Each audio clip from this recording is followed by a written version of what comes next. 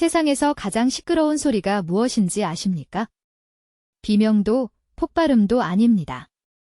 바로 나를 향해 굳게 닫힌 침묵의 무게입니다.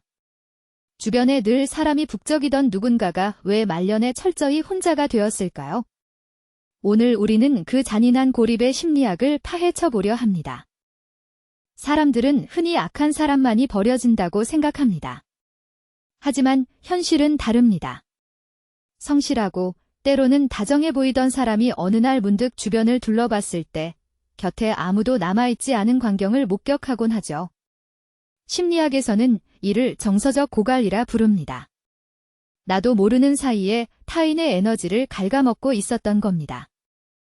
결국 곁에 아무도 남지 않는 사람들의 첫 번째 공통점, 바로 정서적 흡혈귀의 면모입니다. 이들은 대화의 모든 길목을 자신의 불행으로 연결합니다. 친구가 승진 소식을 전해도 너는 좋겠다. 나는 이번에도 안 됐는데라며 찬물을 끼얹죠. 타인의 기쁨을 자신의 비관을 증명하는 도구로 써버리는 겁니다. 이런 사람들과 대화하고 나면 묘하게 기운이 빠집니다. 그들은 자신의 상처를 훈장처럼 휘두르며 타인에게 끊임없는 위로와 에너지를 갈구합니다. 하지만 그 에너지는 결코 채워지지 않는 및 빠진 독과 같죠. 사람들은 처음엔 연민을 느끼지만 시간이 갈수록 그 피로감을 견디지 못하고 조용히 문을 닫고 떠납니다. 두 번째는 듣지 않는 벽, 즉 자기중심적 화법입니다. 관계란 대화의 탁구와 같습니다.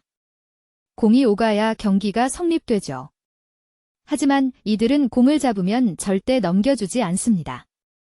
상대방의 말이 끝나기도 전에 자신의 이야기를 끼워 넣거나 고민 상담을 해도 그건 아무것도 아니야. 내 이야기를 들어봐라며 대화의 주도권을 강탈합니다. 심리학적으로 이는 극심한 불안과 낮은 자존감에서 기인합니다. 내가 대화의 중심이 되지 않으면 존재가 부정당한다고 느끼는 것이죠. 상대의 감정을 예민함으로 치부하며 무효화하는 순간 상대방은 깊은 소외감을 느낍니다. 벽과 대화하는 기분을 느끼게 하는 사람에게 마음을 열봐보는 세상에 없습니다. 마지막 세 번째 공통점은 가장 위험할 수도 있는 통제와 비난입니다. 이들은 항상 도덕적 우월감을 가지고 타인을 교정하려 듭니다. 다 너 잘되라고 하는 소리야 라는 말로 포장된 지적들. 상대방의 사소한 실수도 놓치지 않고 자신의 엄격한 잣대를 들이대며 숨막히게 몰아세웁니다. 자신의 삶을 완벽하게 통제하지 못하는 불안을 타인을 통제함으로써 해소하려는 뒤틀린 욕구입니다. 하지만 성숙한 인간관계는 있는 그대로를 인정하는 데서 시작됩니다. 상대를 개조하려 드는 순간 그것은 관계가 아니라 사육이 됩니다. 그리고 누구나 사육장에서 탈출하고 싶어 하는 법이죠. 여기까지 들으면서 혹시 떠오르는 얼굴이 있나요? 맞아. 내 주변에 그 사람이 딱 이래라고 고개를 끄덕이고 계실지도 모릅니다. 하지만 더 무서운 이야기를 해드릴까요? 이 영상이 당신의 알고리즘에 뜬 이유는 어쩌면 당신의 무의식이 스스로에게 보내는 경고일 수도 있다는 사실입니다. 외로움은 전염병과 같습니다. 하지만 치료약도 분명 존재하죠. 바로 거리두기와 경청입니다.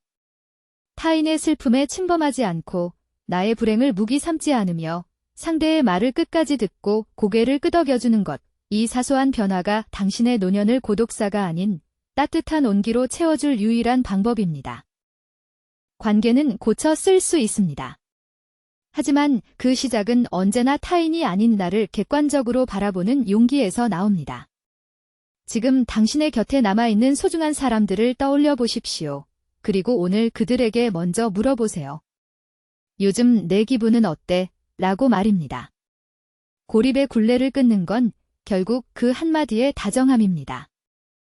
오늘 영상이 당신의 삶에 작은 파동이 되었기를 바랍니다. 만약 스스로를 돌아보게 되었다면 그것만으로도 당신은 이미 변화의 문턱에 서 있는 것입니다. 당신의 관계가 더 이상 소모적이지 않기를 진심으로 응원하겠습니다. 구독과 좋아요는 당신의 마음을 치유하는 첫걸음이 될지도 모릅니다. 감사합니다.